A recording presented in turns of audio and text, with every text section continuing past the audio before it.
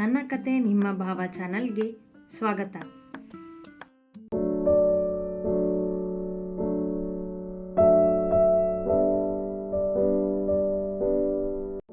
ಶರಾವತಿ ಬೆಳಗ್ಗೆ 7 ಗಂಟೆ ಹೊತ್ತಿಗೆ ಗಿರಿಧರ್ಗೆ ಕರೆ ಮಾಡಿ ಹೇಳಿದ್ದರು, ಪೂರ್ಣಳಿಗೆ ಹಣ್ಣು ಕಾಯಿ ಇಡುವ ಶಾಸ್ತ್ರ ಮಾಡಲು 11 ಗಂಟೆಯ ಹೊತ್ತಿಗೆ ಮನೆಗೆ ಬರುತ್ತೇವೆಂದು.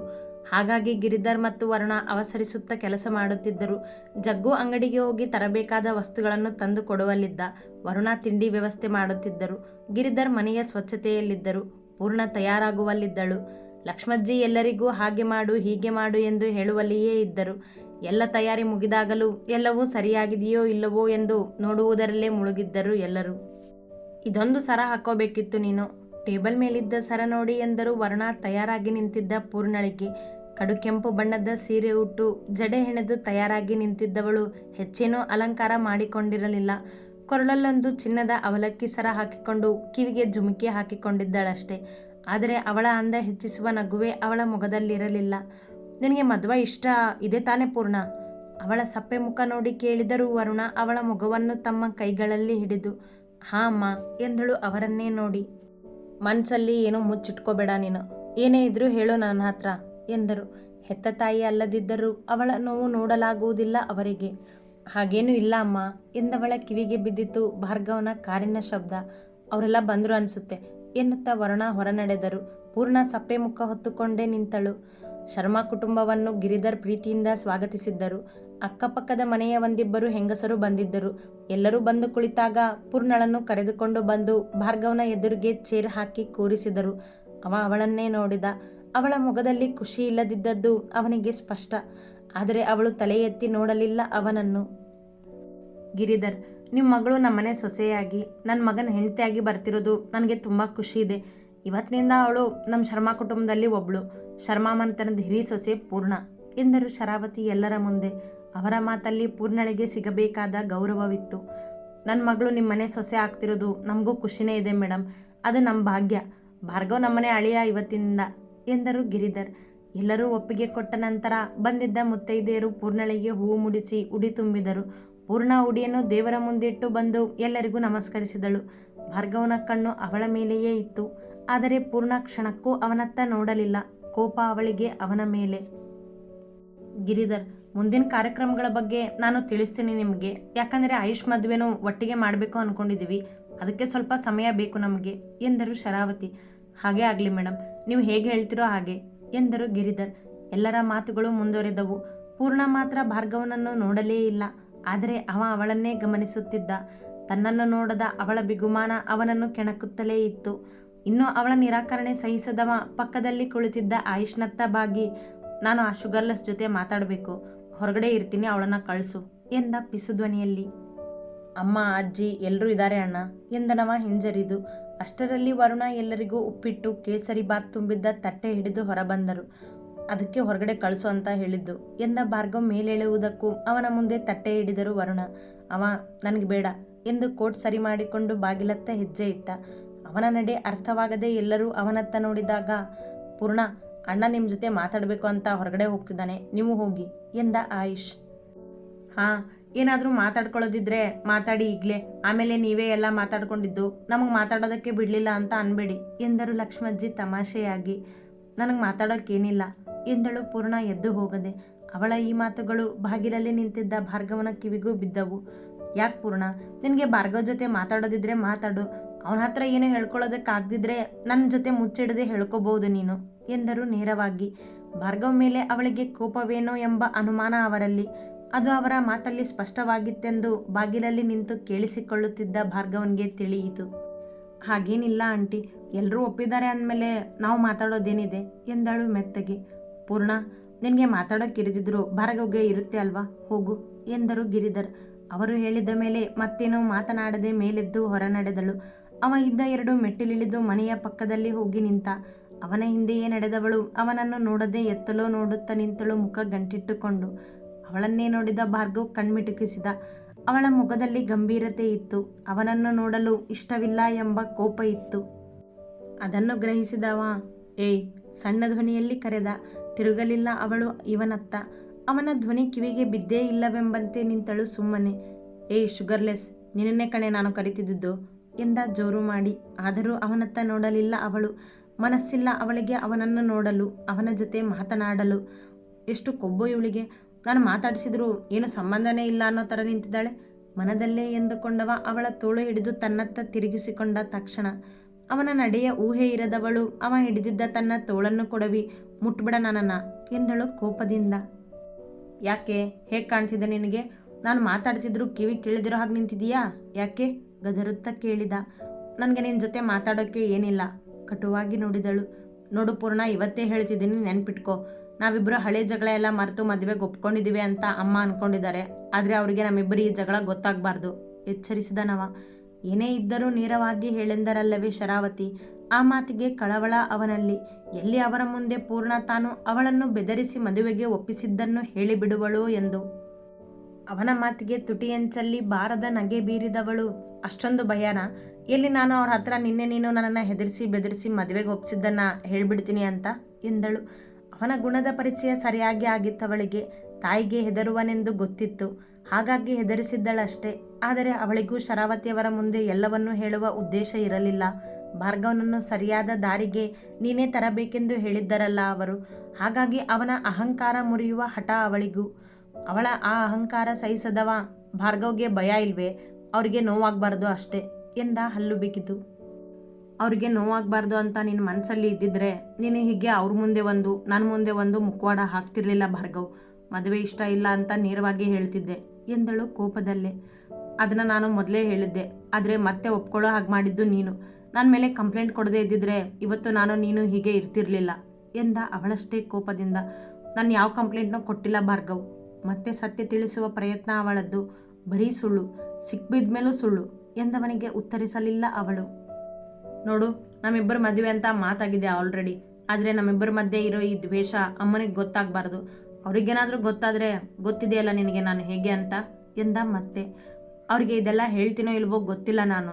ಆದರೆ ನೀನು ನೆನ್ಪಿಟ್ಕೋ, ಇನ್ನು ಮುಂದೆ ನೀನು ಈ ಅಹಂಕಾರ ಕೋಪಕ್ಕೆ ಎದುರಾಗಿ ಈ ಪೂರ್ಣ ಮಹೇಶ್ವರಿ ಇರ್ತಾಳೆ ಅಂತ ನುಡಿದಳು ಗಟ್ಟಿಯಾಗಿ. ನೀನು ನೆನ್ಪಿಟ್ಕೋ, ಇನ್ನು ಮುಂದೆ ನಿನ್ನ ಜೀವನದಲ್ಲಿ ನಗು ಇರೋದಿಲ್ಲ ಅಂತ. ಆ್ಯಂಡ್ ಅಮ್ಮನಿಗೇನಾದರೂ ಗೊತ್ತಾದರೆ ನಿನ್ನ ಅಂಗಡಿ ಇರೋದಿಲ್ಲ. ಹೆದರಿಸಿದವ ಅವಳನ್ನೇ ದಿಟ್ಟಿಸಿದ ಕೋಪದಿಂದ. ಅವನ ಕೋಪಕ್ಕೆ ಉತ್ತರಿಸದ ಹುಡುಗಿ ಒಳನಡೆದಳು ನಿಲ್ಲದೆ. ಅವ ಕೂಡ ಅವಳ ಹಿಂದೆಯೇ ಒಳ ಬಂದ. ಅಷ್ಟರಲ್ಲಿ ಎಲ್ಲರ ಮಾತುಗಳ ಜೊತೆಗೆ ತಿಂಡಿಯೂ ಮುಗಿದಿತ್ತು. ಒಪ್ಪಿಗೆ ಇದೆ ಅಲ್ವಾ ಇಬ್ರಿಗೂ? ಅವರು ಒಳ ಬಂದಿದ್ದು ನೋಡಿ ಕೇಳಿದರು ಪದ್ಮಜ್ಜಿ. ಹಾಂ ಅಜ್ಜಿ ಎಂದ ಭಾರ್ಗವ್. ಪೂರ್ಣ ತುಟಿ ಬಿಡಲಿಲ್ಲ. ನಾವಿನ್ನು ಬರ್ತೀವಿ ಅಜ್ಜಿ.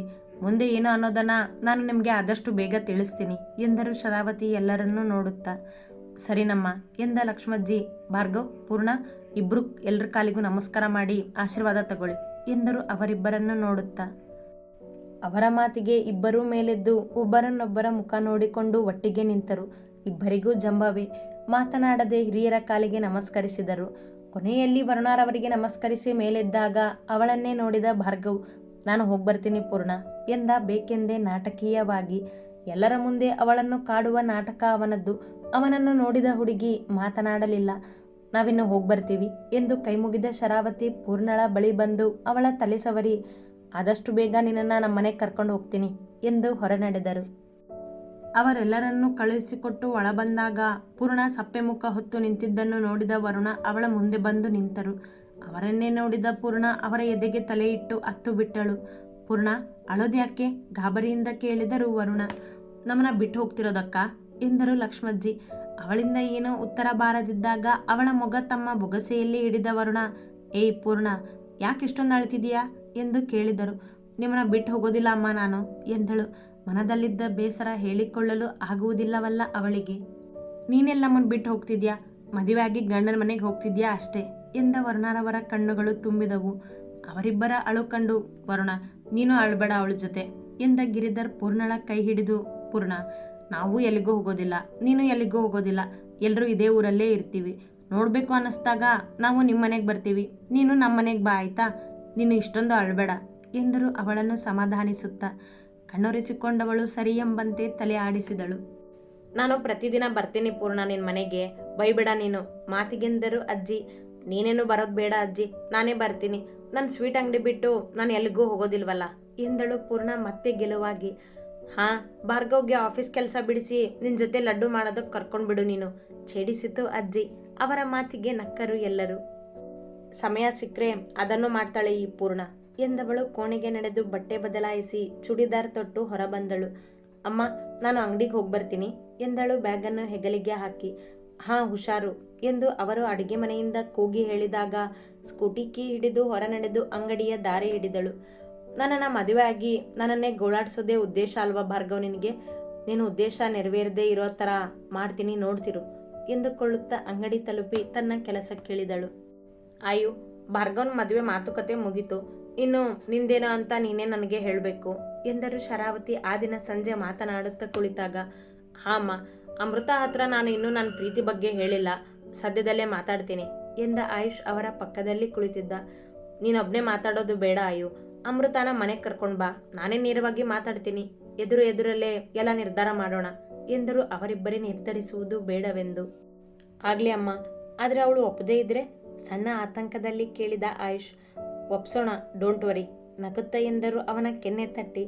ಥ್ಯಾಂಕ್ ಯು ಅಮ್ಮ, ಅವಳ ಜೊತೆ ಮಾತಾಡಿ ತಿಳಿಸ್ತೀನಿ ನಿಮಗೆ ಎಂದ. ಏನು, ಯಾರಿಗೆ ತಿಳಿಸೋದು? ಅವರ ಮಾತು ಕೇಳುತ್ತಾ ಆಗ ತಾನೇ ಬಂದ ಭಾರ್ಗವ್ ಕೇಳುತ್ತಾ ಸೋಫಾದಲ್ಲಿ ಬಂದು ಕುಳಿತ. ನಿನ್ನ ಮದುವೆ ಫಿಕ್ಸ್ ಆಗಿದೆ ಅಂದಮೇಲೆ ಆಯುಷ್ ಮದುವೆ ಬಿಟ್ಟರೆ ಮತ್ತೇನಿದೆ ನನಗೆ ಯೋಚನೆ ಎಂದರು ಶರಾವತಿ. ಹಾಂ, ಇಲ್ದಿದ್ರೆ ನನ್ನನ್ನು ಆಡ್ಕೊಳ್ಳೋದ್ರಲ್ಲೇ ಇರ್ತಾನೆ ಇವನು ಎಂದ ಭಾರ್ಗವ್ ಆಯುಷ್ನನ್ನು ನೋಡುತ್ತಾ. ನಾನು ಮದುವೆ ಆದರೆ ನಿನ್ನನ್ನು ಆಡ್ಕೊಳ್ಳೋದಿಲ್ಲ ಅಂತ ಅಣ್ಣ ನಿನ್ನ ಮಾತಿನ ಅರ್ಥ? ನೋವೇ, ನಾನು ಮದುವೆ ಆಗಿ ಮಕ್ಕಳಾದರೂ ನಿನ್ನನ್ನು ಕಾಡದೇ ಇರೋದಿಲ್ಲ ಎಂದ ಆಯುಷ್. ನೋಡೋಣ ಯಾರು ಯಾರನ್ನ ಕಾಡಿಸ್ತಾರೆ ಅಂತ. ಈಗ ಪಾರ್ಟಿಗೆ ಬರ್ತೀಯೋ ಇಲ್ವೋ ಹೇಳು. ಕೇಳಿದವ ಪಾರ್ಟಿಗೆ ಹೋಗಬೇಕೆಂದು ನಿರ್ಧರಿಸಿಯೇ ಬಂದಿದ್ದ. ಪಾರ್ಟಿನ? ಈಗ ಯಾವ ಪಾರ್ಟಿ ಕೇಳಿದರು ಶರಾವತಿ. ಹಾಗೆ ಸುಮ್ಮನೆ ಅಮ್ಮ, ತುಂಬ ದಿನ ಆಯಿತು ಪಾರ್ಟಿಗೆ ಹೋಗಿ ಎಂದ. ನೋ ಡ್ರಿಂಕ್ಸ್ ಎಂದರು ಇಬ್ಬರನ್ನು ನೋಡುತ್ತಾ. ಓಕೆ ಎಂದ ಆಯು. ಶರಾವತಿ ಭಾರ್ಗವ್ ಮುಖ ನೋಡಿದರು. ನಾಟ್ ಓಕೆ, ಡ್ರಿಂಕ್ಸ್ ಇಲ್ಲದೆ ಪಾರ್ಟಿ ಇಲ್ಲ ಎಂದವ ಮೇಲೆದ್ದು ಕೋಣೆಗೆ ನಡೆದ. ಪೂರ್ಣನೇ ಬದಲಾಯಿಸಬೇಕು ಇವನನ್ನ ಎಂದರು ಅವ ಹೋದತ್ತ ನೋಡುತ್ತಾ. ಖಂಡಿತ ಬದಲಾಯಿಸ್ತಾರೆ ಅಮ್ಮ ಎಂದ ಆಯುಷ್ ನಕ್ಕು ಕೋಣೆಗೆ ನಡೆದ. ಶರಾವತಿ ಪದ್ಮಜ್ಜಿಯ ಕೋಣೆಗೆ ನಡೆದರು. ಆ ದಿನ ಕಳೆದಿತ್ತು.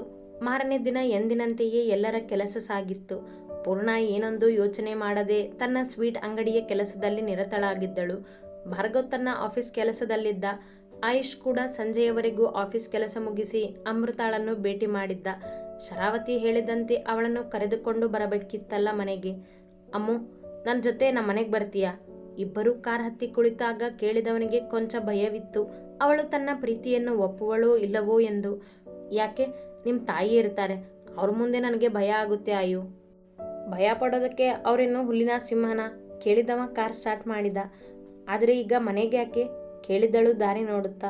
ಅದು ತಡವರಿಸಿದ ಅವ. ಶರಾವತಿ ಅವರೇ ನೇರವಾಗಿ ತನ್ನ ಪ್ರೀತಿಯ ಬಗ್ಗೆ ಹೇಳಿದರೆ ತಾನು ಅವಳ ನಂಬಿಕೆಗೆ ಮೋಸ ಮಾಡಿದಂತೆ ಅಲ್ಲವೇ? ಹಾಗಾಗಿ ತನ್ನ ಪ್ರೀತಿಯ ಬಗ್ಗೆ ಹೇಳಬೇಕೋ ಬೇಡವೋ ಎಂಬ ಗೊಂದಲ ಅವನಲ್ಲಿ.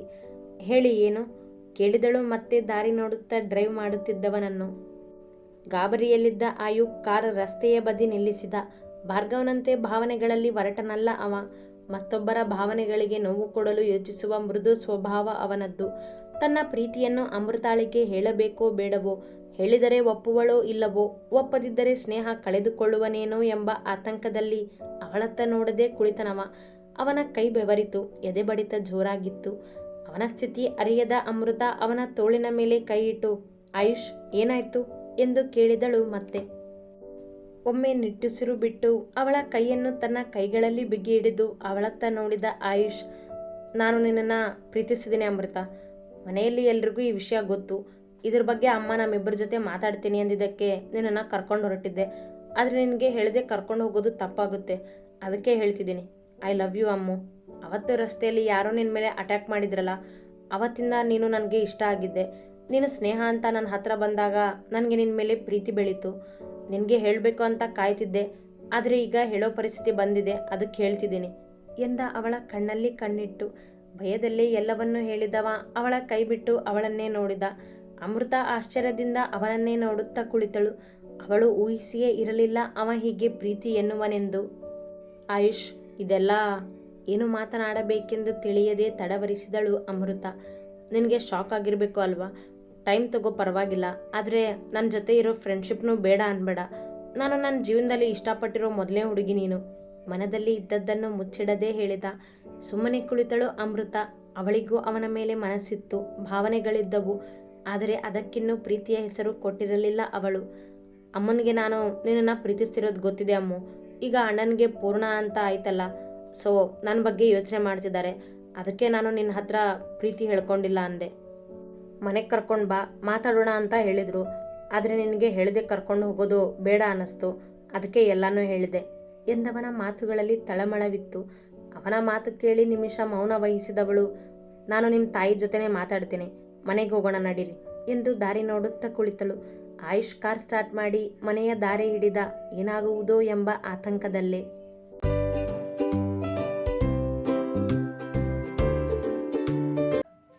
ಅತಿ ಹೆಚ್ಚಿನ ಕಥೆಗಳಿಗಾಗಿ ಹಿಂಬಾಲಿಸಿ ಪ್ರತಿಲಿಪಿ ಆ್ಯಪ್ನಲ್ಲಿ ಪ್ರತಿಮಾ SH ಅವರನ್ನು.